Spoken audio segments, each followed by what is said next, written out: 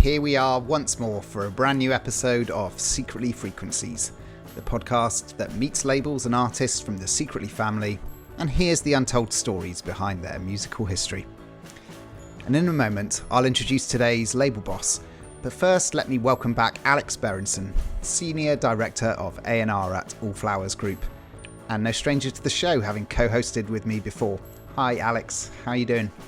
I'm doing great. I'm really excited to hear Nigel talk more about the label, hoping I hear some stories I haven't heard before, and excited to highlight some of these great tunes. So today's guest is Nigil Mack, head honcho of Drink Some Water, which is just entering its third year and putting out some incredible records and artists. And in fact, I think we've got some brand new music being played today. Prior to setting up Drink Some Water, Nigil had a storied career as an A&R man at Motown and Republic and as a manager of artists such as DRAM. I also hear he is a bit of a super nerd about Marvel. We'll see how or if that ties into any Drink Some Water releases later. Okay, well, without further ado, let's get Nigil into the chat.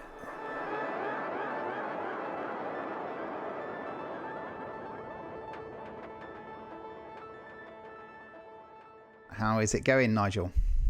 It's going well, enjoying this semi-beautiful day in New York City. Nice.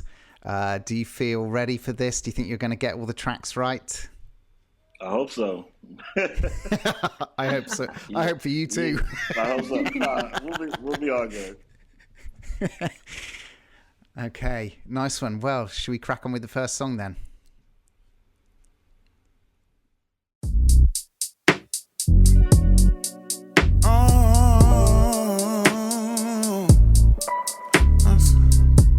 Honey, sweet thing, sending chocolate kisses your way. Send strawberries back to me.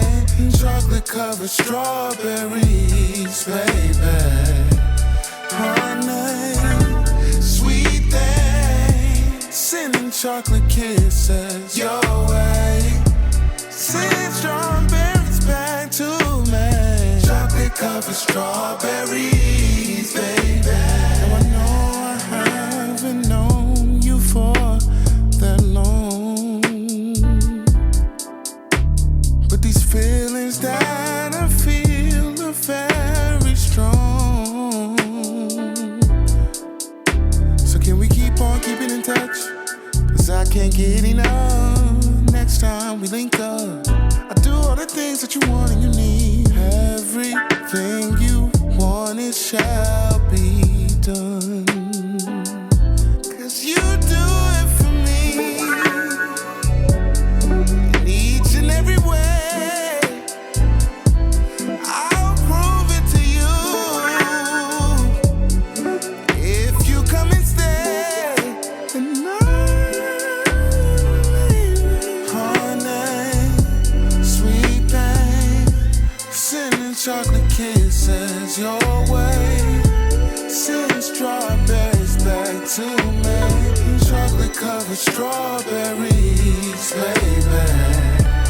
Honey, sweet thing, sending chocolate kisses your way. Send strawberries back to me. Chocolate covered strawberries, baby.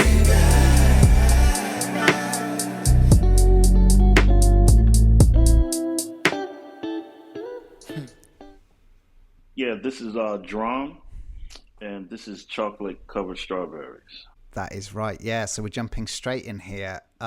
So you managed DRAM, and he was one of the first artists that you put out on Drink Some Water. Can you fill us in on how you met him, how you got hooked up with him? Oh, wow. So I met DRAM probably back in 2014. And I met him through this other group I was managing called Sonny and Gabe. So Gabe sent me, he's like, man, I got this guy. He did this amazing mixtape. I think you'll really like it. So he sent me a link to the mixtape. And I was blown away. Like, Cha Cha was on the mixtape. And a few other records that really, I was like, wow, this is really, really compelling. So I reached out and, connected with DRAM. And then at the same time, my partner at the time, Tunde, this is, you know, who's now part of LVRN, he reached out too.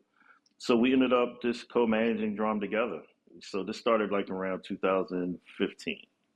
Did it feel like a really nice full circle moment for the first single that came out on Drink Some Water to be a song from Drum? Yeah, oh, for sure. Because, you know, we have so much history. We've done so many amazing things together. I was like, wow, this lines up. It's a real 360 moment. How much do you get involved with someone like DRAM when they're recording? Are you in the studio advising at all? Do you wait to get finished mixes in? What's your approach with him? My approach with him is, you know, pretty much, you know, artists like Drum are interesting because they really, you know, they know exactly what they want to do. So I look at my role as someone is there to support. And maybe, you know, once I hear it, if I have any, you know, things I want to add to it, give some suggestions. But overall, no, he comes with everything already done, you know. And is he working on stuff at the moment? What's the plan with him? I believe he's working on a project now. I know he has a bunch of collaborations he's working on. I know he has a project called Drum and B he put out after we put this single out. Then he has another project coming. He told me soon. So yeah, he's about to flood with a lot of music. Okay, shall we go ahead and hear the next song? Yep.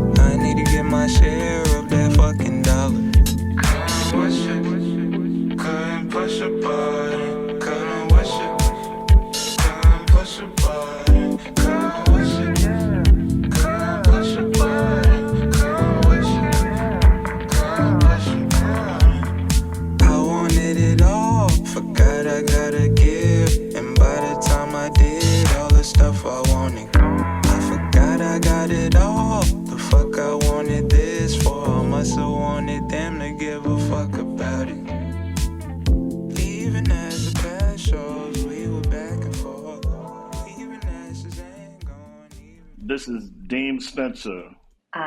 So this is a really early record for Drink Some Water, the third for Dean Spencer. Nigel, both of us had worked with Dean in kind of varying degrees, though really I only ever worked with him via you. And so it feels really great knowing that this is like one of the earliest releases that came out. Can you maybe talk a little bit about how he exemplifies the type of label that you wanted to create with Drink Some Water? Oh, for sure. I mean, Deem to me is a great example of what I'm really trying to foster with Drink Some Water is a place, because he's such a hybrid artist. You know, he has obviously he raps, so he has elements of that, but he has this whole something that evolved later, like this whole R&B-esque rap alternative sound that he's doing now. And to me, it really is an example of Drink Some Water because, you know, I really want to work with artists who, you know, have a very strong point of view, and they may not fit in an exact box, but you can't help but deny, you know, how beautiful the music is. And Deem is a great example of that. He's like a hybrid of so many different aesthetics and sounds. So, Drinks and Water's been around for a few years now. I'd like to know about how you sort of came up with the concept of the label and how you got hooked up with the Secretly guys and the Ghostly guys. How did that all come about? Okay, this is gonna be kind of a long story, not long but short story. So, I initially met Chris Swanson. He reached out to me back in 2013 or 14 about Kamau. And, at the time I was like, I hit him back. I was like, yeah, man, we just did a deal with Atlantic. So that was my first introduction to Chris Swanson and the Secretly universe. And then, like I said, my background also is A&R. So I've done A&R for Motown Records, Republic Records, consulted Craig Kalman over at Atlantic Records. So at the time, my lawyer, Jeff Kodnick, connected me with Chris again right before I went back to Republic in 2017. And we were talking about, doing something then, but I ended up going back to Republic. So fast forward to 2020, and me and Chris are talking, and he's like, hey, man, why don't we just start a label? And I was like, yeah, let's do it. So that's how the seed started planted for Drinks and Water. Is it something you'd always wanted to do, though, was run a label, or was obviously you'd been working in music for a long time, but actually running your own label, that being a long-term ambition then? Yeah, the irony is I never planned to do A&R. My whole goal in the beginning was really just to do artist management and start a label. That was the initial goal, but the A&R opportunity in Motown came to in my face. So I was like, you know what? Let me jump into A&R. So the A&R thing kind of just happened by default, but yeah, the focus has always been start up a record label. Also, it's interesting to me, Nigel, because you've had such a storied history working at majors. Mm-hmm. Is there anything that made you making your label an indie interesting to you? Is there a reason why you went that route? For sure, because the thing about that I always loved about the indie space is you can focus more about the story and about really giving the artist time to really build on something from, whether it's a single EP album, you could just continuously build a nice story. And, the major label system, is cool, but the problem is you don't really have time to build anything. Everything's very okay, we have to get this out. If this doesn't work in a certain amount of time, we have to move on to this. It's very, set up very structured like that, where the indie space, you can really take your time and really focus on the art and the culture of the artist and really build something. Okay, awesome. Let's hear another song.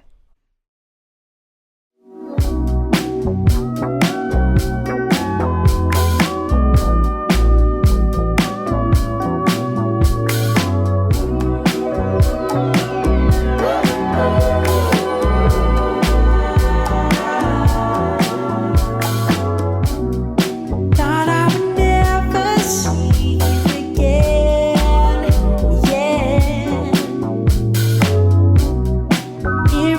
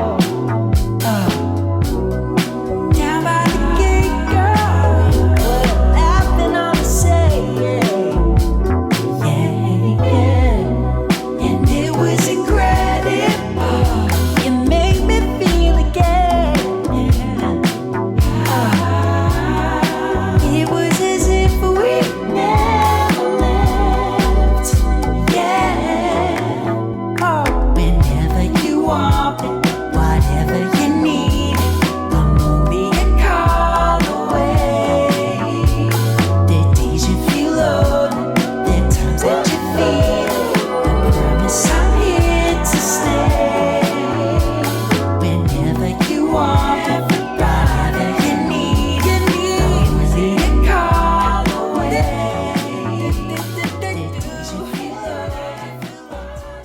Yes, that's Gareth Donkin.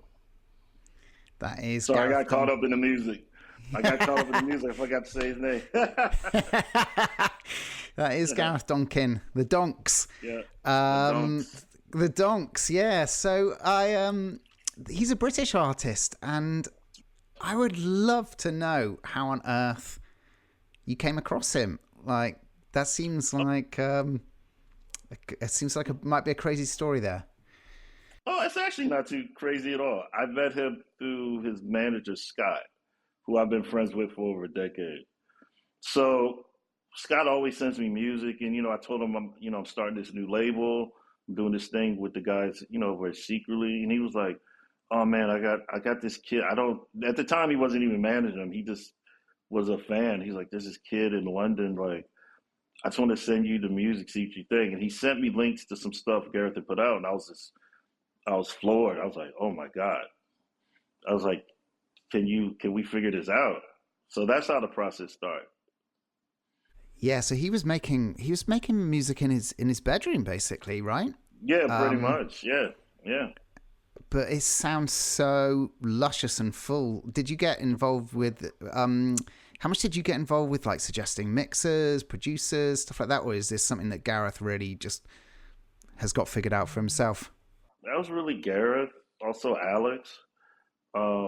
But Gareth pretty much had it figured out, there's the artists, when you work with artists, right, you have to put them in different categories. Some artists, they need all the help. They need you to solicit songwriters. They need you to solicit people to help with production. They need help with, what should my sound be? Some artists, you need to do a lot of heavy lifting. Other artists, you kind of got to stay out the way and let them do what they do, and then add value when it's needed. And Gareth is one of those artists that you kind of got to let him do his thing. I feel like most of the artists I work with are like that. They already come in with what they wanted. They have a point of view. They already know what their sound is. My philosophy is, if it ain't broke, don't fix it. Just add to it. So with Gareth, that's one of those scenarios. He pretty much has it mapped out. It's just giving advice when needed and adding things to it. Because one of the things I hated, one of the things I don't like about, on the A&R side of things, when people, I call it over A&Ring, where people try to get too involved and try to change up everything or try to make things to what their personal tastes are. I think you can't do that when you do A&R. You kind of got to know who you're working with and add value when it's needed. So Alex, you do A&R for Drink Some Water, don't you? I'd like to hear a little bit from you on this actually as well. Like, what's your process for finding new music? It's a great question. It comes from all different places. So, like, similarly to the way Nigel described hearing about Gareth, sometimes it's a manager who started working with an artist who gets in touch with me because they think that either of the labels that I work across are a good fit for the music, and then it goes that way. I'm still seeing new things at shows that are exciting to me, and then finding stuff out in the real world, which is a treat when it happens, because everything exists so much in the digital space these days that it's hard to have those moments. And then it's also just like pouring over tons of music digitally every single day until your ears can't listen to any more music, which is fun. It's like discovery and excavation and trying to find something that piques your interest in a sea of things that maybe all sound the same, or, you're having like an off day with your ears, but then you hear a thing that sounds so weird and different that you're like, holy shit, what is this? And yeah, I find that to be the really exciting part of this whole thing. And the way that Nigel describes like the A&R process for Gareth, I think, is what I really love about working across this label in particular, is that it really is about like amplifying what the artist is already doing. Like, we're not here to try to change anybody's sound. We have signed someone to the label because we love what they do. And so then it's all about just like figuring out how to keep helping them level it up in whatever way they need. Right on. What's next for Gareth right now then? He's working on the next record. So I know he just got off tour. He did some dates out in Europe. And the next step is really just getting this next record done and hopefully get something out this year. Maybe get a single out in the summer. The songs are sounding very, very, very Yeah, good. they're so excited. good. Yeah, very excited. I'm putting that out there. This is going to be a career-defining record for Gareth. I'm speaking it into existence. You heard that here first. Is he making it himself again, or is he collaborating with anyone? Yeah, he's pretty much making it himself and collaborating with a few people, but the core of the record is Gareth. He always produces everything, starts it himself, and when needed, he brings in, musicians and things of that nature. There is one record that is produced by someone else really it's Gareth and someone else that's going to be really special when it comes out. I can't say anything right now, but it's going to be lovely. A lot of teasing going on there, Nigel. I will also say Gareth is an extremely nice young man as well. Oh, he is, right? So nice, Yeah. So chill, so nice. He's a lovely guy. Should we hear another song? Yeah, let's go.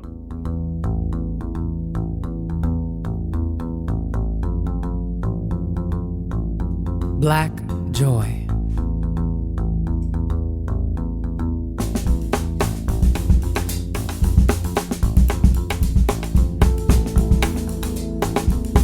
Joy is the will. It's the dimple that has endured, a dance so deep in a dark cheek, a wound without a scar, without a trace, the humor of hurt. It's the hell of being healed. Joy daps death, lives in the grin singing from the blood, bathes in a smirk, testifies tenderness in a tear. It is a smile silhouetted against the face, witnessing the want. The flower in the grenade, a rose in the concrete, a pirouette beside a barricade. It's the butterfly in the battlefield. It's disarming. The swing set in the middle of a gunfight. It's dodging a bullet, hopscotch, double dutch, a fierce gaze, the side eye, the shade, the sass, the snap, the head nod. It's the turn up, the swag. Joy is righteous and ratchet. Joy twerks and taps, jukes and jives, Harlem shakes, electric slides, dirty wine, salsas on twos and rumbas. Joy is rhythm and repetition. Rhythm and repetition. Hums in harmony is the blues, is a song in a cotton field or central bookings on a crowded subway. Joy is a song anywhere. Joy bees in the trap. Is a Dilla beat in the Middle East, is fly, is finger licking good, is pasteles with black beans or patty and cocoa bread, is fried chicken with barbecue sauce or buffalo sauce or hot sauce or any damn sauce. Joy is a recipe passed on, a language that survives, savory, sweet toe curling, knocking boots, the fight, the fury, making love to make up, it's the glow. It's an entire day in a lover's arms. A carton of ice cream and a bed of books. It's illuminated in the aftermath. Wrinkled lips, a pouted kiss, the shivering hips, the theater of our thunder. Joy. Joy is a story traveling. A rocking chair on the front lawn, a wind chime in a window. It's a barbecue in the backyard, subwoofers in a hoopty. It's melanin gathered in a room. It's the entourage. It's getting your friends in the club. Joy is all about vibes. It's a roof over your head. It's clothes on your back. It's free 99. It's having the rent when it's due or having no rent at all. It's no debt, no credit check. Joy is shooting dice in a stairway. It's getting a hand in spades or a double six copy going dominoes. It's hoops in a crate. It's opening a fire hydrant in the heat. Joy is a 6-block wheelie through traffic with no handlebars in the rain. It's the catwalk. It's the voguing. It's the coming out. It's a crackhead with a dime bag and a dream. It's a fresh pair of white kicks with the check. It's bottle caps glued beneath dress shoes. It's $3 in the tank. It's catching rainwater in a tin cup. A firefly in your palm. Buying sunflowers for yourself on a cloudy day. It's a moon in the sky as if in a school play. It's your father in the audience. Joy is skipping school or recess. It's a screen without static, aluminum foil antenna. It's when the belt buckle snaps, or the switch breaks, or your mom gets too damn tired. Joy is waving down the ice cream truck. A fresh lineup and a clean doobie, perfect coil to a curl or a loosened nap and an afro pick. It's the gift of gab. It's It's rapping your ass off, roasting or wrestling a sibling to tap out. Joy is your mama jokes until it's your mama. The first foot out the jail, the homecoming, the graduation, the step show at the probate. Joy, joy, joy is hugging the self. It's what conquers the heart, it captures the blame. It's the madness of our meaning, it's the maturity of our memory, it's the irony of our forgetting. It's a helicopter 4 days after the hurricane on a roof with no water or food. It's a mother picking her daughter up from foster care. It's smoking a joint in a cop car switching lanes. It's food stamps on the first of the month. It's no snitching. No snitching. It's loyalty, perseverance, protest, resilience, resistance. This is Aja Monet. That's right. That is Aja Monet. This is a really incredibly powerful piece of music. Yeah. And I would say a release that has maybe showed a different side, a different avenue for Drink Some Water. I guess a question is, how did you come across Aja, and what particularly about her music made you want to take that slightly different course? This one came from Chris Swanson. So Chris sent Aja sent some stuff on Aja to me, and I was literally blown away. I mean, for me, it was very poetic, such a strong point of view, such a strong message, something that's needed, you know, in my community and everybody else, for everyone else to hear as well.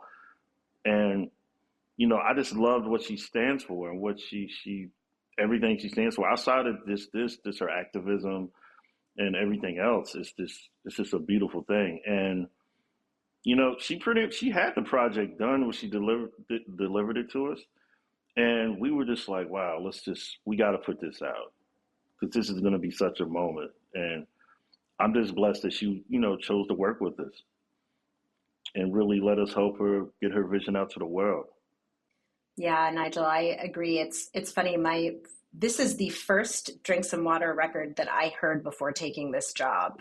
I remember it was like 2 weeks before I started, and you guys sent me an email full of links to just like get sped up. And this was the first one that anyone ever asked my opinion on, which felt exciting and scary. And I think, it was the same reaction. It was like, this is going to be such a culturally significant record, and it's going to touch a lot of people. And if we can do it right and honor her vision, like, what an amazing way to start off the first year of this label. And she made it happen. I mean, we were here to supplement, but Aja deserves a lot of credit for, number one, just making a really gorgeous, beautiful record, but making sure that people were paying attention. She really does know how to advocate for herself, advocate for her art, and in a way that you don't see very often, and I find it really inspiring. And it helped net Drink Some Water a Grammy nomination within the first year of the label's existence, which is pretty special. Awesome. That was beautiful. The first year of existence, our first Grammy nom came from Aja, which is beautiful. I'd like to ask a little bit more. You said she's brilliant at advocating for her music and her art and stuff. I think Aja particularly is very interesting because music isn't her only sort of outlet for her art and stuff. Right. What was it that what was she looking for from you when she came to you? I mean, we've talked a little bit about how you're finding people, but what did she want from a label? Honestly, she just wanted a place where she, you know, where people would really take her music and her art seriously, and that really are on page with her and her team to really just amplify her message. That's pretty much it. Aja just wanted, you know, to be with a team that really understands what she wants to do and where she's going and what she wants to do in the future. Should we hear another song? Yeah, let's go.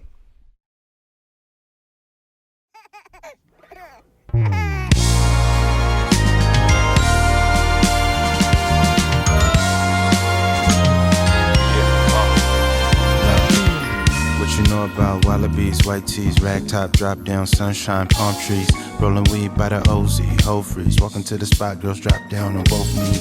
Double S in a headrest, big flex, 40 on my side. I drive by the breaknecks. I'ma show you how to live it up. Fill a cup, Clico bottles with models, trying to give it up without asking. And I'm passing, rather count bags of cash out in Hamptons. Forever fly in high design fashion. Cause when the doors lift up, cameras flashing. Show up late, but the main attraction. Mr. Three Hoes with him, no reindeers prancing. Let them party, it's the time of their life. Meanwhile, for us it's just a Tuesday night. Baby girl, you're wonderful. I really wanna see if this is love. Pinch me if I'm dreaming. By the looks of things, I'm never waking up. Can I get another night with you? Tell me anything you want to do. So what you wanna do? Tell me what you wanna do. Tell me what you wanna do. What you wanna do, Tell me what baby? you wanna do. Tell me what you wanna do. Can I get another night with you? Tell me anything you want to do. So what you wanna Seafood, do? the smoothest. Always drop cool shit.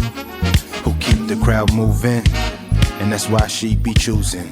Yeah, some say Seafood Groove, the new Maze 15 in the fast lane, moving my own pace. Stay with a smile on my face, cause my BFF hang right off the waist. Niggas try jocking the steez, I switch again. Modified Glock switch that extended in. As the gold chain lay on my melanin skin. Hit everything from LA to Switzerland. I'm a real BADBOY. With faith by my side, I'm gon' shine. Pay dues, so I pay no mind. Off third when I'm coming home, who gon' slide? Baby girl, you're wonderful. I really wanna see if this is love. Pinch me if I'm dreaming. By the looks of things, I'm never waking up. Can I get another night with you? Tell me anything you want to do. So what you wanna do? Tell me what you wanna do. Tell me what you wanna do. What you wanna do, Tell me what you wanna do. Tell me what you wanna do. Can I get another night with you? Tell me what you wanna do. Tell me anything you want to do. So what you wanna do?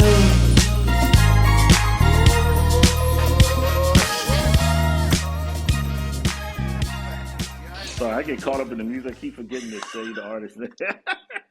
Seafood Sam. That's all good, Nigel. I feel like we're all in the same boat. Yeah, this is Seafood with Salo by Seafood Sam. I'm curious, Nigel, like how did you come about knowing who Seafood Sam was? You know, it's wild. I kept hearing, I'd known, before I even reached out or got introduced to him through my friend Fu out in LA, I kept hearing his name a lot. I was like, damn, Seafood Sam. And the name really stuck out. And then I listened to the music. I was like, I listened to one of his older releases, Ramsey and things of that nature. And I was just like blown away. I was like, wow, this guy from Long Beach is really onto something. So I connected him through a friend of mine named Fu out in LA. I went to LA and met up with him and his manager Berenson, and we just all vibed. And you know, they played me the project. It's all live with a live band, and I was just like, wow, this is amazing. I would love to be part of this. And me just being, you know, a hip hop kid, I've always been a massive, massive, massive fan of, you know, LA rap and West Coast music in general. So it just really vibed with what I'm into and my taste. Yeah, this is a very sort of classic sound, isn't it? I'm not saying that it's not a contemporary sound, because it does fit absolutely with the moment, but it really harks back to it's like 90s or early noughties sort of hip hop sound. That is what you grew up on then? That's what your early listening was? Yeah, a mix of that, and then like, you know, it's funny growing up. So I was born in Virginia, you know, Virginia Beach. Then we moved to St. Louis, but then we moved to Maryland. I lived outside of Baltimore, and then we moved into Baltimore City. So growing up in Baltimore and outside of Baltimore and in Virginia, you kind of have a hybrid of all kind of sounds. We also, because you got to think, being in the what they call now the DMV area, which is DC, Baltimore, and Northern Virginia and surrounding, you know, that area right there. We grew up listening to everything. Like, we have our own sounds. Like, Baltimore has Baltimore Club, and then DC has Go-Go. And then you mix in hip hop, R&B, you mix in house music, dance, punk. We grew up, my friends were in punk bands. But same friends that I was in rap groups with were doing punk, were in punk bands.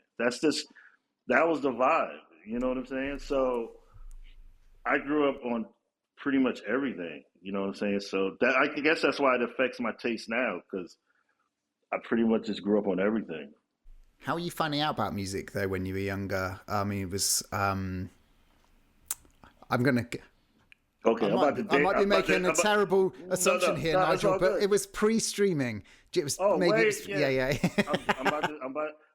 pre-streaming. So for me growing up, the way we found out about music is funny. The way we found out about music was pretty much like magazines, mixtapes, radio, and word of mouth. Whatever my friends were into, they like, oh, did you hear this? Did you hear that? And then that's pretty much how we knew music discovery. And then once I was old enough to go to the clubs, that's where you really heard everything. And for me in Baltimore growing up, I started going to clubs young, like 15, 16. I was sneaking in the clubs. And I was going to every club. I was going to obviously all the hip hop clubs. I was also going to all the house clubs. I was going to the punk clubs. So I remember, it's funny, I remember when Nirvana came out and they played Team Spirit in the club and everyone just went ape shit. We were like, what the fuck is that? And we lost it. But that's the environment I come from. That's how I found stuff when I was young, like this. And really MTV, BET, stuff like that. Were you the leader of your group for passing on bits of music, or was there someone else that you remember from that time who was like the person who was really clued in for the newest stuff? It was me and my cousin Lawrence. We used to always just share music all the time. Oh, did you hear this? I read this in the source. I read this in Double XL. I saw this video. Blah blah blah. We were always on the hunt for new music. I would go through magazines and just comb through them and just absorb anything I seen. Like I would get records like CDs and cassettes, even vinyl, and just read the back, look at the credits, look at who produced what, look at this, look at that, see who's featured on what. I was always also fascinated with record labels, so I always knew all the labels, you know what I'm saying? So I was always combing for knowledge as a kid, you know what I'm saying? There's also, it's interesting. So I started out doing street promotions in Baltimore, and there was a record store. It was kind of known. It was called Music Liberated. I didn't understand it because I was so young, but I would always meet people from like London, Paris, like France, Switzerland. They would come to this one little rinky-dink store in Baltimore because this store had so much vinyl, so many rare pieces, and also it was kind of like the epicenter of the Baltimore club music scene. That's how I first met Diplo. Because Diplo, I worked for this label called Unruly Records. They were doing all the Baltimore club stuff. So he would always come to Baltimore and I would give him records, or I would see him at Music Liberated. So after he blew up, it was funny. I was like, bro, I used to give you records. He's like, yeah, I know, remember? So yeah, I've always been like a music nerd / this into everything, I feel like that also makes a great A&R. Like it's really helpful to have a wide breadth and understanding of different types of music. It means you can touch more projects, that you can blend those worlds in a really interesting way.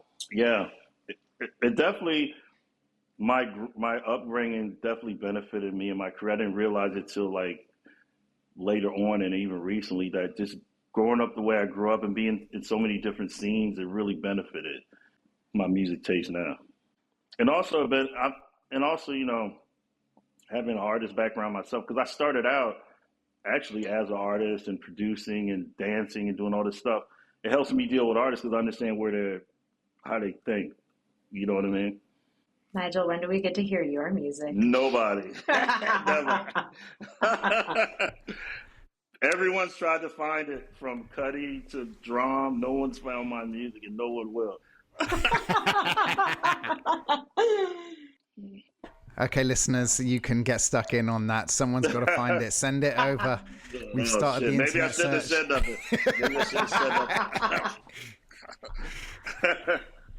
Okay. Well, if we're not going to hear yours, then let's hear another Drink Some Water song then. I'll be better, I'll be around, but you coming home to me when you coming home.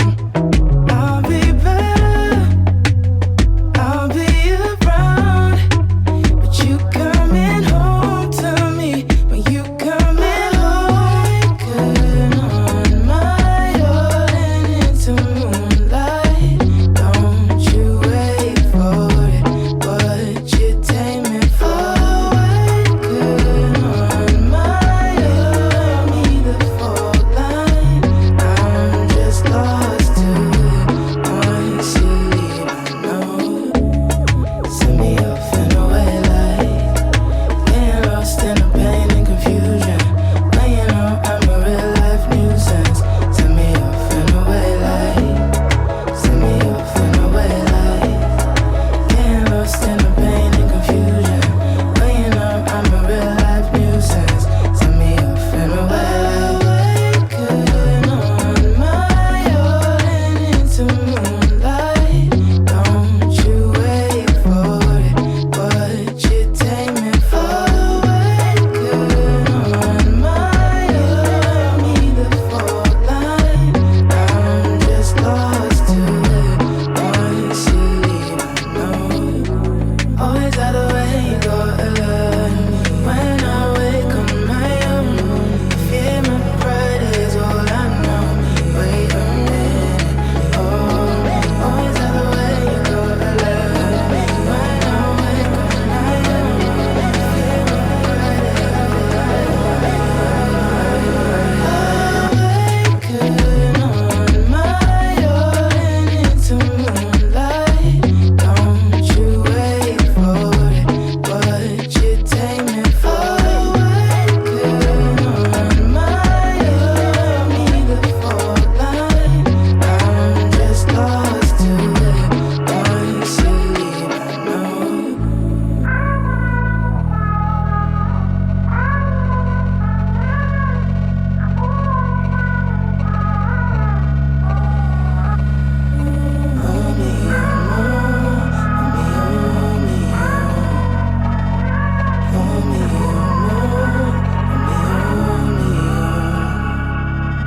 This is a Halima. Yes, you are right. That is Awaken by Halima off of her first EP on Drink Some Water called Aju.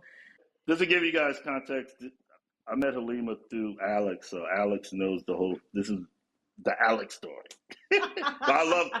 Didn't put my interjection. I love Halima. She, you know, her music, her vibe, her songwriting. Like, she's another great example of what we do at Drink Some Water as far as artists who have, you can't really put them in a box. And Halima to me is she mixes her background, you know, born in London, coming to the US and going back and forth. You can feel it in the music, which is dope. Yeah, I agree. I think it's really interesting to see how she blends the influence from her Nigerian background, but also she's kind of like a club kid. So there's like a dance element to the music, and then there's an R&B element to the music, all of which come out in different parts of the songs, which at least when I first heard it, I found really, really exciting. And I'm trying to remember the first. I mean, because I had heard she had a song that came out a few years back called Ford Cardinal that was sort of like percolating in the DSP ecosystem, and I had heard it on playlists and it became like a little bit of a favorite. And then I got connected with Pam, her lovely manager, who sent over this EP completely. It was basically completely done, delivered, ready to go outside of getting art together. And it's just one of those things where you put it on and you're just blown away by the quality of the musicianship and the, you know, content of the lyrics. And then I met Halima, who, this is going to be a running theme for the Drink Some Water roster, is one of the nicest people I've ever met in my entire life. Yeah, agreed. You know, she's really kind. She's so great with the team. She's truly like a dream to work with. And so when you get all of those things together, you're like, okay, we're lucky. We really need to make this happen. Right. I'd say it's also quite nice because she's our, I think, only New York-based artist. Yeah. Well, outside of Dean. Outside, oh my God, sorry. Please edit that out. I said Davies and Queens. No, it's all good. But it's nice. It is nice to have, like, you know what I mean? Because basically everyone and their mother is in Los Angeles these days. And so for us New Yorkers who are still holding it down, we're holding on. We're holding on to be able to have people come by the office and get FaceTime and go to the shoots and be there in person. It's just really, it makes it really special. So Halima has put out a lot of singles over the last few years, and a couple of EPs, but not yet a full-length album. Is that right? That is correct. Now, I have two questions for this, really. Yeah, one, okay, the question I now don't need to ask. So there is an album coming, but she's actually been making music for quite some time then, and I wanted to know, for your artists in general, how important is the album as a concept for your artists? Is it something that they are all looking to do, or are they more interested in, mixtapes, singles, EPs, collaborations, and the idea of like an album as a whole is not such an important part of their output? This is a great question because in this climate, especially with streaming, it's really changed the concept of what an album is. I feel like on the label side of things and the business side of things, we're still holding on to like configurations and, we need this to be this and we need the album and we need this. But at the end of the day, the reality is, to the general public, albums, you still need that, but I feel like there's also the alternative of, some artists just want to put out maybe 5 EPs, short EPs. Each EP has 4 songs, which is cool. I don't mind that. Some artists just want to do straight singles for like a year, and then they'll put an album out the following year. And then you have artists who just want to do albums. So it just depends on the temperament and the tempo of how the artist in question wants to release music, really, and what their fans are used to. Because some artists, their fans are only used to singles. So if you put an album out, it really doesn't resonate because they're not album artists. They're known for just singles. Then you have other artists who are known just to put out short form EPs, which their fans love, So it just depends. But that is a question that since I've been doing A&R since 2007, has always came up. And artists always, and managers and lawyers question it. They're like, well, okay, they want to put out a mixtape and we want it to count. And then the label, we're like, no, that doesn't count. But so it's always it's like the pull, the back and forth. So to answer your question, I guess it's just all, it's this perspective, But me personally, I think albums still matter because, vinyl is so strong now. The conception that vinyl just got strong is kind of a not good perception because, honestly, I've been watching vinyl go up since 2008. Like, vinyl has been strong for a minute. So, and it's more stronger now because people want something attainable that they could hold because everything's so digital, everything's so social media driven. People still want to have something they could physically hold. So I guess albums matter because you can't put a playlist on an album. You could technically put an EP on a 7-inch, but album still means something because you need that vinyl piece. You know what I'm saying? So that's really interesting that, you're right, it has been growing for a long time, but now it is so back in the public's eye again. It has sort of made the concept of the album more important for a lot of artists again. It's something I struggle with because I'm in my almost late 40s now. That's all I grew up with, albums. That's what I listened to. But for someone half my age or more, I don't want to talk about how old I am too much, but someone who's even a third of my age, like, it's a totally different experience for the way you're accessing and processing the music, and of course, young artists are going to feel differently about it again. But for Halima, there is a record. There is an album. Yeah, there's an album coming. There's an album coming. Okay. Yeah, there's an album coming this year, and we're really excited. She has worked her ass off and put together I'm like, every time I listen to the stream, I'm pretty blown away. It's interesting. It's some of the songs veer like way more into like the dance and Afrobeat space, and it's like intrinsically Halima. I can't wait for people to hear it. Same. Okay, but for now, let's hear another song from the Drink Some Water catalogue. Okie doke.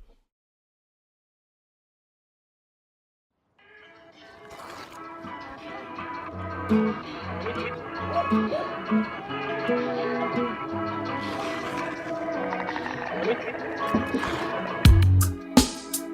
know, it's something about this girl. I seen her on the way. Say, she look nice. She might throw you a bone this time. May not always give you my mind. I'm with the virgins and we all outside. For much for me to work for. And is it easier to make you wait for something more? She think I'm losing sleep, toss and turn, but you're a charm. I told her I'm about to miss my flight. I gotta be safe, I gotta go now. You wanna waste my time, and I don't know, yeah. Why you got me waiting? How you gonna make this right? Now you got me missing my flight. But how you got me waiting? Now you got me missing my flight. How you gonna make this right? How you got me waiting? I should've assumed you wasn't coming true. Let me down easy, yeah. So I can always call your bluff. And is it easier to make you wait for something more?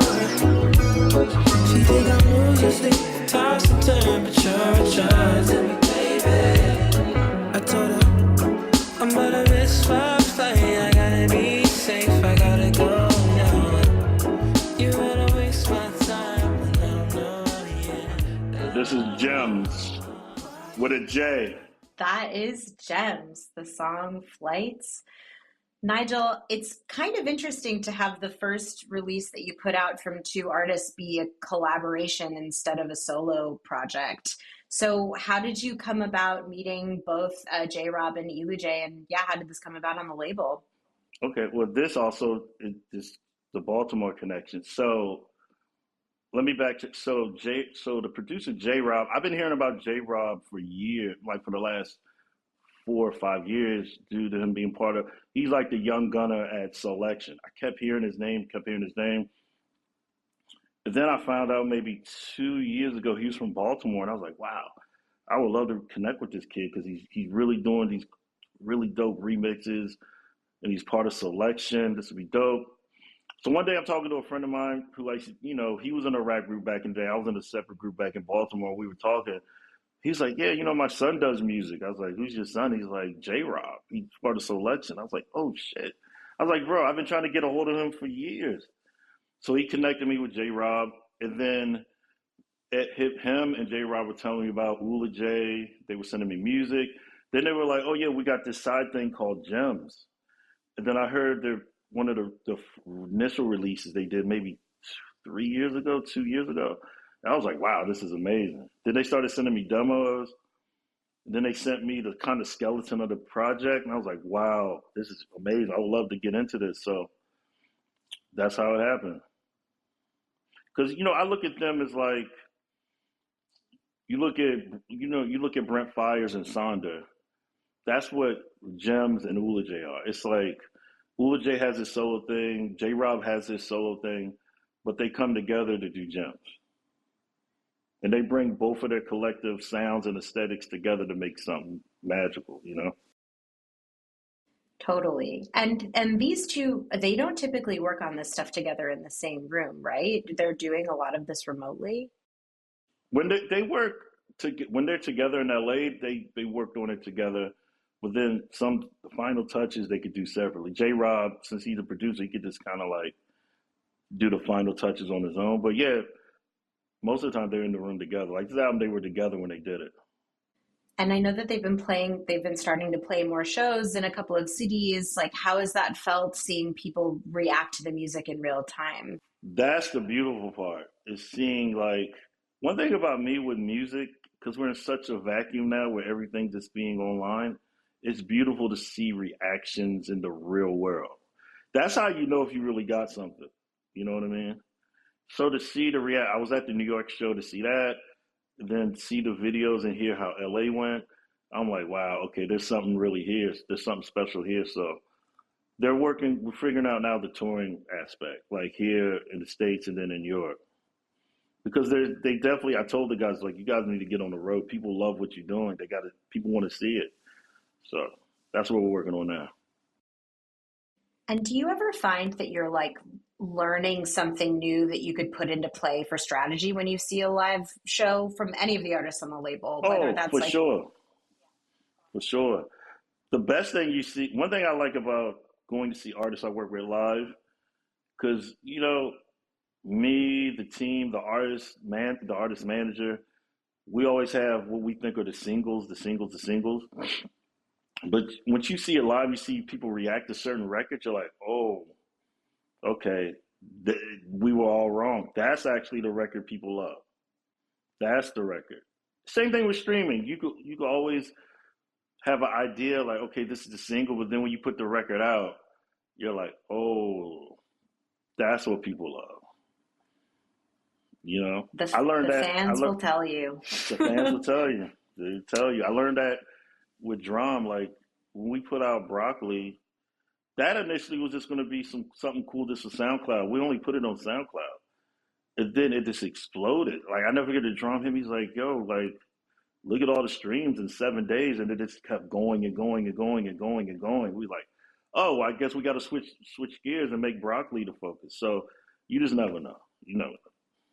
So this one is a collaborative single. Are there any other collaborations coming up between Drinks and Water artists? Is that something that you actively encourage? Is there a community between the artists? They're the only ones right now, but it's funny you bring that up. I was talking to one of your grandparents' managers last night. We're talking about figuring out a collaboration with artists within the label. So, but as of right now, Gems is the only one. Right, we're going to hear another song now.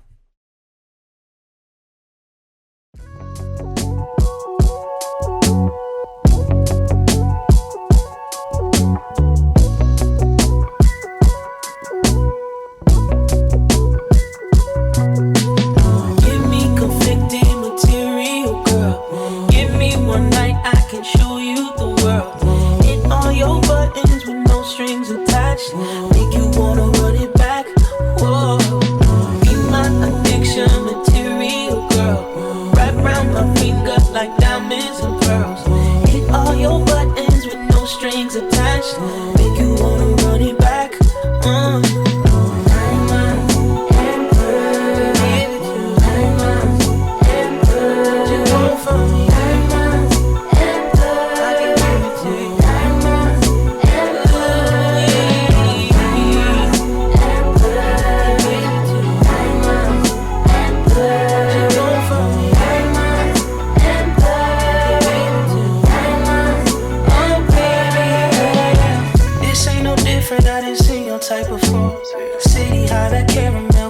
That I love. Acting all complacent, girl, don't make me call your bluffs. Wrap your legs around me, watch me fit you like a glove. You tryna tease me, I'm tryna run that back up. Let's take it easy and pull some Johnny Black up. You know that once we start to sip it, you assume position. I'ma handle business, I'ma give it to you. Spend all my cash on you, girl. You got me caught.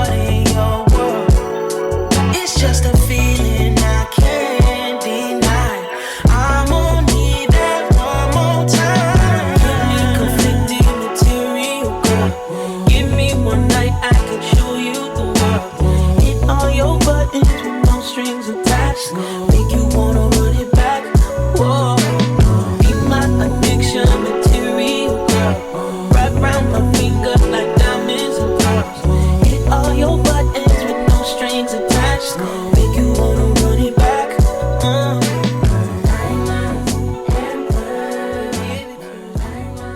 That was Day. That was they. It was Diamonds and Pearls. Diamonds and Pearls. I'd like to congratulate you both on signing an artist with one of the least searchable names in the history of recording music. And if I can't search it, I'd like to know how on earth did you come across it? I will add, it is very easy to find it on Spotify for everybody, but it's not an easy Google search term. No, it's not. But it is if you know how to spell it, and then you put the period behind the Y. It's easy to find. But you know, I get that. That's funny. I've known about they since 2000, maybe 13. I first went to see them because a friend of mine, who I worked with at Motown, Felicia Font, was at Warner doing PR. And she was like, "Yo, come out, check out this group that's on Warner that I'm working with." And I went to check them out. I think it was at Webster. It was at Knitting Factory. And I was like, "Wow, these guys are dope," you know. And I just been following them since then. So when I started the label, I reached out to a friend of mine, Justin Lamont, who he manages Ari Lennox and a few other artists. He's like, "Hey man, I know you just started this label. I'm managing They," and I was like, "Oh, I'm a big fan of They." And then he sent me the project, the demo where everything was in demo stages. But I was blown away. I was like, "Wow, I would love to figure something out," and that's kind of how the process started. And I really, They is one of those groups too, like that I've always loved and respected because they always you can't put them in a box. I mean, they have that big record with Zoo that they put out that's still doing well. And they're a hybrid, like it's R&B mixed with pop, hyper pop, alternative, and it's amazing. Like this record was it was definitely a homage to classic R&B. And what I love about this record is short and sweet and to the point. It makes you want more. It's only 12 records, and each record is a banger, so you go through it so quick, and it makes you want to be like, "Wow, I want to hear more. I want to hear more." So. Yeah, man, I'm really excited about that. That mashup of styles sort of speaks to what you were talking about earlier, that you really did cover such a breadth of music when you were listening to it growing up. Mm-hmm. Agreed. One interesting thing about They that I always like to bring up is, Nigel, I remember when they were releasing this stuff too, back at the early days. And I do think that they were actually one of the pioneers of the mysterious band rollout. Oh, they definitely were. Yeah. When everyone became faceless for 3 years, you had no idea who anybody was. You just knew the name. And I just remember seeing their logo, They period. And that was it. That was them. And I think it was exciting to have them be a little bit shrouded in mystery. But I will say it's been really fun over the course of this campaign to see them really front and center, in all of the visuals. It's both of them in the mix. You see their faces. They're talking about it more. Do you think that that's something that they're purposely trying to do more of, show more of themselves as they're talking about their music? Yeah, I think so. I think they want to, they understand, we're in a different time. The mysterious thing now is kind of hard to pull off. So they balance it well. They want, people to see them and know who they are and what they look like, because it's tough. It's tough to be mysterious now. I think the last person to really pull that off, the last two people to pull that off were The Weeknd and Frank Ocean. After them two, you can't really pull that off anymore. The fans are just weird now. They want to see you at least once. If they don't see you, they kind of like, "Oh, this is AI." Yeah, I mean, you're not wrong. And I think that people expect more. Like just generally, the culture expects probably an unrealistic amount of of face time with, whether it's an artist or an actor or whatever. How does some of your artists cope with that need to just constantly be in touch with fans, constantly be creating content? Is it something that I mean, it's going to be a bit of a mixture here, I'm sure, but like, which of your artists enjoy that side? Which of your artists do you feel struggle with it the most? That's a great question. I feel like all artists struggle with it to a degree. It just depends on what what you're willing to share with the world, what you're not willing to share. Because most artists feel like, damn, it's like I make the music, I put so much energy into the music. Now I have to go on TikTok. Now I have to do all like Instagram Reels. I have to do YouTube Shorts. I feel like everyone is starting to find their voice via social media. It takes time because you have to figure it out so you don't do it where A is corny and not true to you. So the key is to find what's true to you and you're comfortable with. And I feel like everyone on the roster is starting to figure that out. Do you get stuck in it much yourself, Nigel? Are you a big social media guy? Nah, I just stick to IG. I got rid of my ex Twitter account. I got rid of my Facebook. I just have one for my dog. just an Instagram for my doggy. Oh, there you go. Jenkin Boo Diego Davies, if you want to look it up. Nice. Okay, we're going to hear another song now.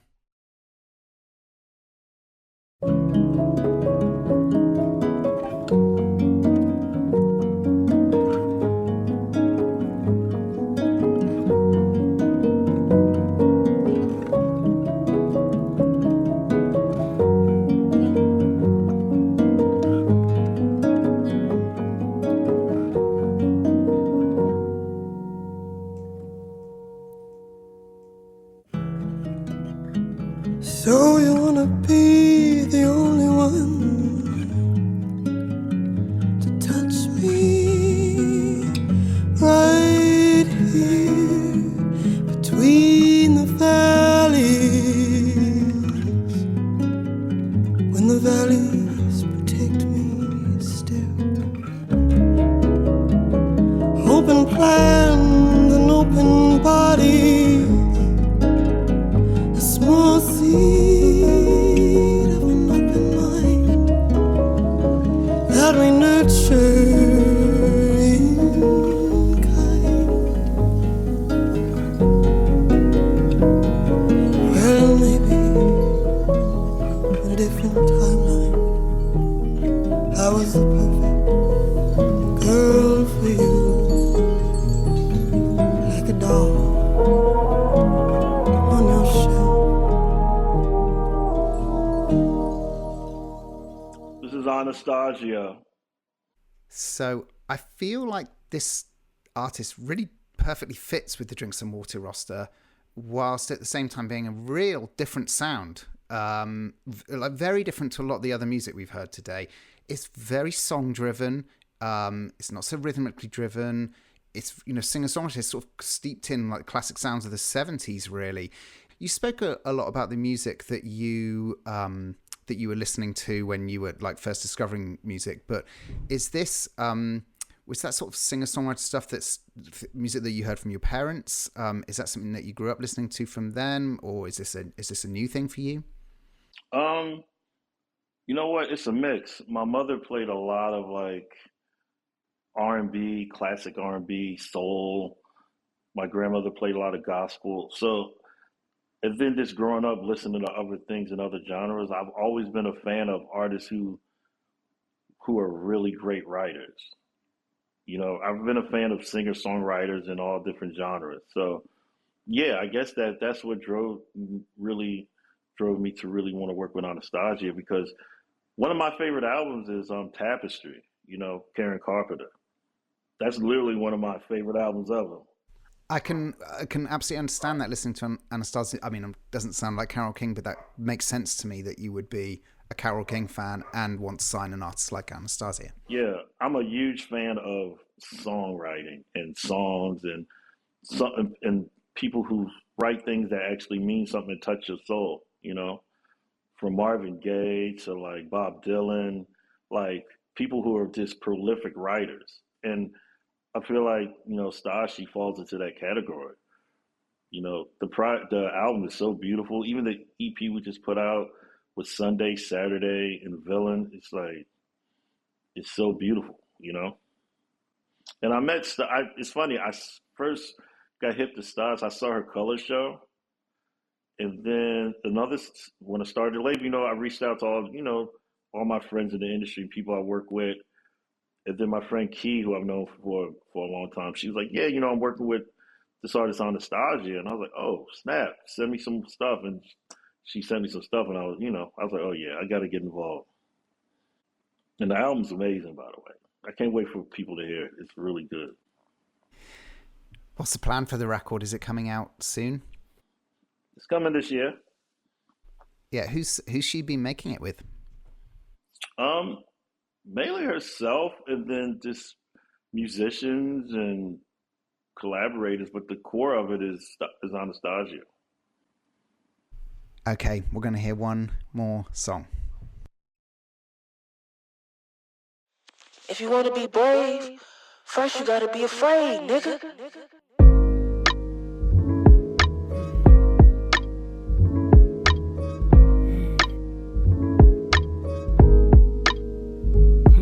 Said, oh, took the power and respect, power, money, theft, shuffle through the tower, moments flex, morals you neglect, watch them fall, peep the shit and play it cool like I'm a fly on the wall, watching how these niggas lie, but I can't call it anyway, the tides will turn out any day, stack my cheddar for the spread in case these crackers wanna play, cause shit, bitch, I ain't been the one since the one met the one, now they two with it, you get it, act dumb and I take your little ass to school with it, how fit it, you ain't tough as you say you is, you scared and I know you is, call me Tina, I swear the biz, we ain't done till I say we is, shit, nigga, all these labels is bullshit, all your heroes ain't bout shit, government don't give a shit, it's a recession, they don't say it, but shit, I know it is, this shit depression, I don't say it, but shit, I know it is, confessions of a real bitch, and make a bitch feel real sick, when situations get real thick, and all my niggas is Yeah, babe. That is right, that song is Wake Up Bitch by Yaya Bae. The opening track on her upcoming record. I made sure you said the title of that one, Alex. Yeah, I'm not saying that. I'm definitely not touching that. It has actually been my favorite game since we told everyone that this signing happened, is to get as many people as possible to say it out loud. It's perfect. That's funny. Yeah, Nigel, I mean, this is a really exciting one, I think, for the label. And yeah, I'm curious, like, what's your experience with Yaya's music been up until this point? And what made her such an exciting signing prospect? For me, it was, I watched Yaya over the years, all of her releases, all her music is always connected with me. And we've always ran in the same circle without knowing each other. Like, she's really tight with Dean Spencer and his crew. And I've just been a massive fan of how she's another one.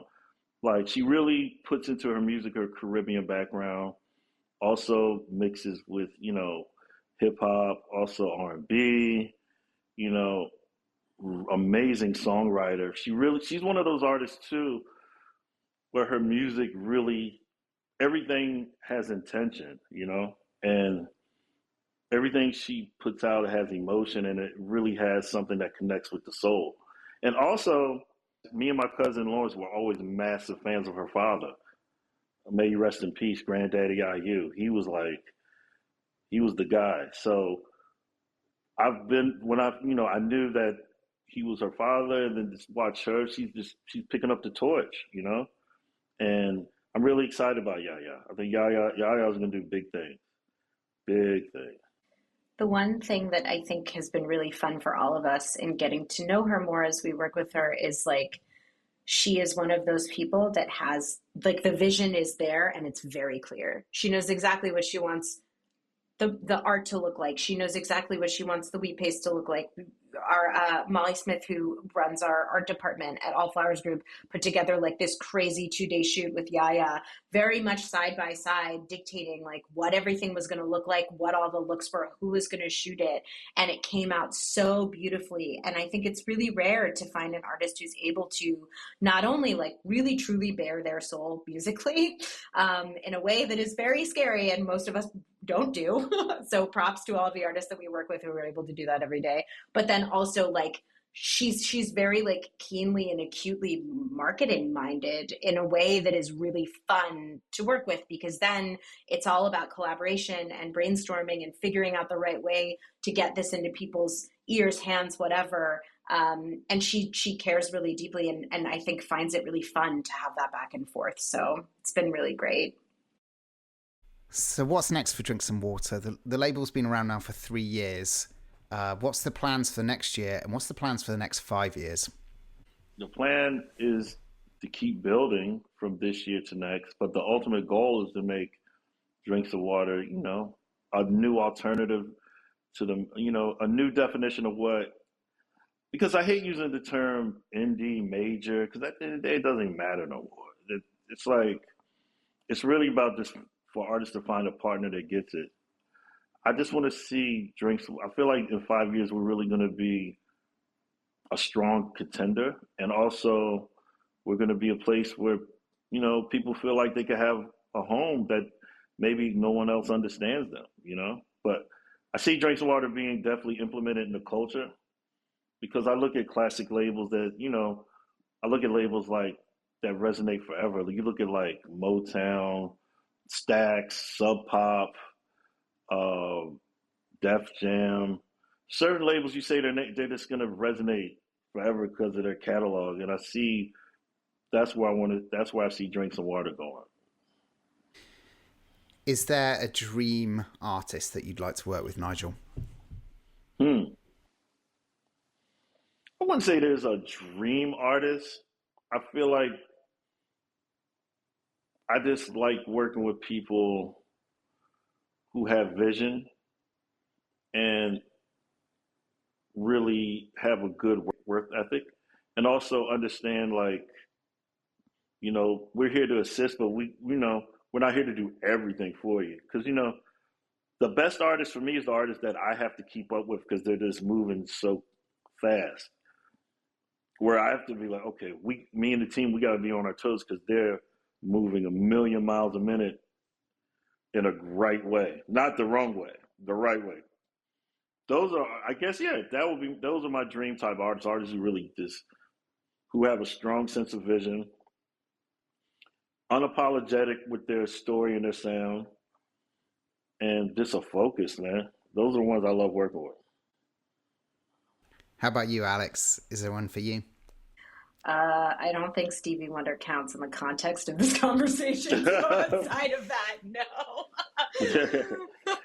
Now, if there's artists from the past I wish I could have worked with, I could definitely say Prince, Bob Dylan, Bob Marley, Fela Kuti, and Carole King. Those are my top. We're going to make some of that happen. Okay, last question for you. Obviously, we've played a good selection of songs across the Drink Some Water catalogue there. Is there any other song that you think, oh, I would love for people to listen to this specific song as well right now? I would say... I would say Aja Monet, Sunday in Brooklyn. Thanks, Nigel. Thanks so much for joining us today. It's been really fun to have you on the podcast. Take it easy. Enjoy the rest of your day. All right, you too. Thanks, guys.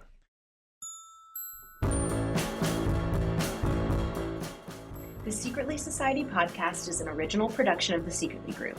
The project manager for the Secretly Society podcast is Coco Segaller. Robbie Morris is the creative director. Look out for more from the Secretly Society wherever you get your podcasts. And to finish up the show, we're going to hear the song that was Nigel's request, Aja Monet's Give My Regards to Brooklyn, which came out on Drink Some Water in 2021.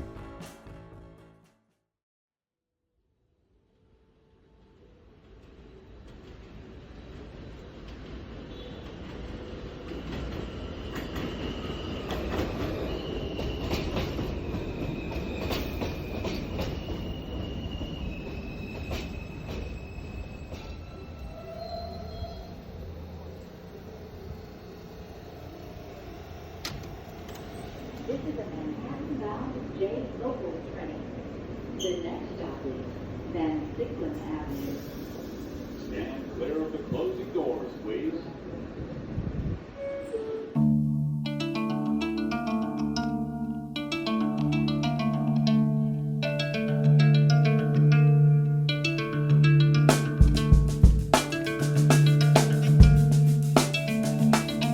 I'm the humble. I be having these dreams where I'm people watching with Basquiat, sitting on a curb on Bedford Ave, sipping piraguas, talking about never thought I'd live to see the day. Could've sworn I saw Otis Blackwell walking out the corner store on Atlantic Ave, smoking a Lucy, whistling a new tune for Elvis to cover. And it was gully right, cause I caught Biggie on a stoop in Bed-Stuy selling dope to a hipster with Ready to Die tatted across the pale of his arm. Hadn't seen a hoopty in a while when old dirty bastard pulled up offering me a ride to the pink houses. And suddenly a handsome mocha man sitting on a nearby fire escape calls my name. I could tell it was Jackie by the Dodger stitched across his chest. He told me I miss home and then it all fades to black. When I woke, the blue moon was sprawling out of its hiding place, limbs hanging over the shoulder of night. After lovers had abandoned their bodies, laughing in the corners of each other, I was a Fulton lamppost staring at the sky's cheekbones, shy of stardust through the blinds of J-Train tracks. This is how it feels to dream. To dream of being moonlight in East New York, a concrete plant collecting whispers of bodega blues, darling sunrise tickles drumbeat hips, swaying through the air of Sasson, and I envy the morning swag. Boomboxes hold our windows open in July. We face our fears on the cyclone called romance, a stroll along the boardwalk in Coney Island. Head nods pay respect on beat. Boys playing Scully in the street. We used to buy our kicks from City Line and roll a blunt for all our fallen soldiers and spark a generation in love with spray cans and naked tenement buildings. Graffiti the spirits of hustlers with bubble letters. Mr. Softy Summers meant stealing Abuela Santo offerings for Tweety Bird on a popsicle stick. Playing hopscotch on the broken sidewalk, eavesdropping our front stoop gossip, hair braiding, fingers dancing between strands of air.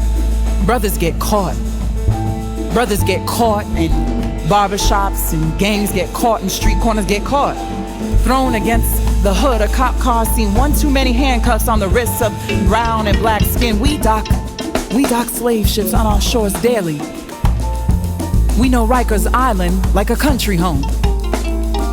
I'm convinced my father conceived me in Kings County arraignments while daydreaming of freedom. I owe my life. I owe my life to the woman who stopped my mother on the B-56 on her way to the abortion clinic and told her, "You have a poet coming."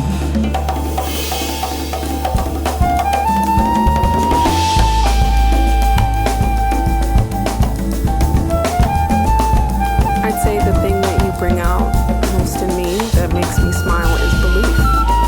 Is belief that anything can happen in moments of doubt. You've always made me believe in myself, and that makes me smile. And you've always been a giver. You've always been so generous. That generosity has never shifted, whether you had no money, and there have been times when you have no money, and when you have a little money in your pocket, it doesn't shift.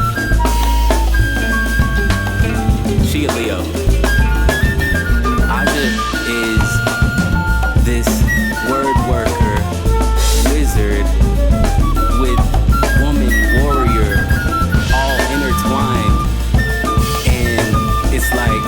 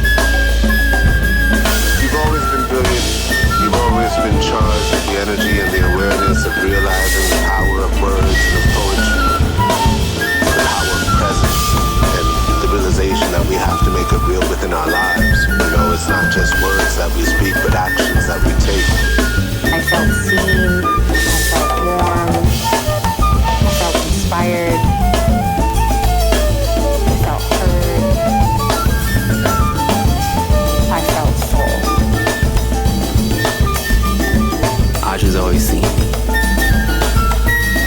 I've never had to be anybody else around Aja but myself. And yeah, a living poem.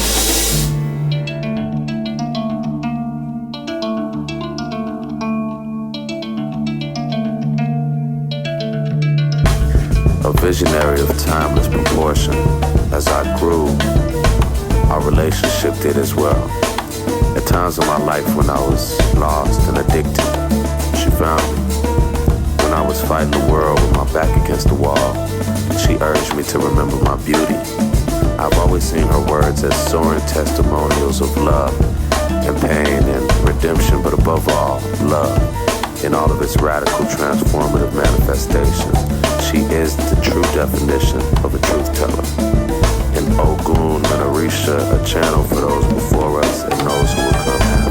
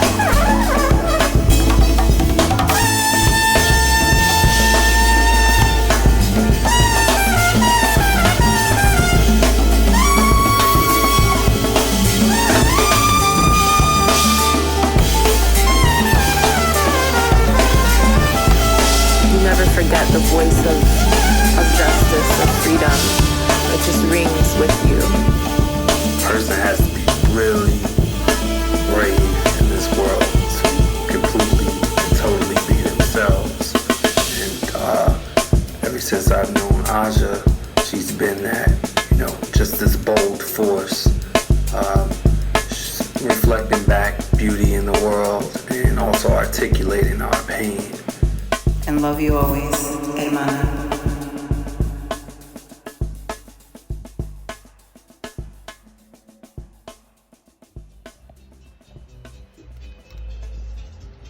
Entonces hay 6 pesos para allá, ¿verdad?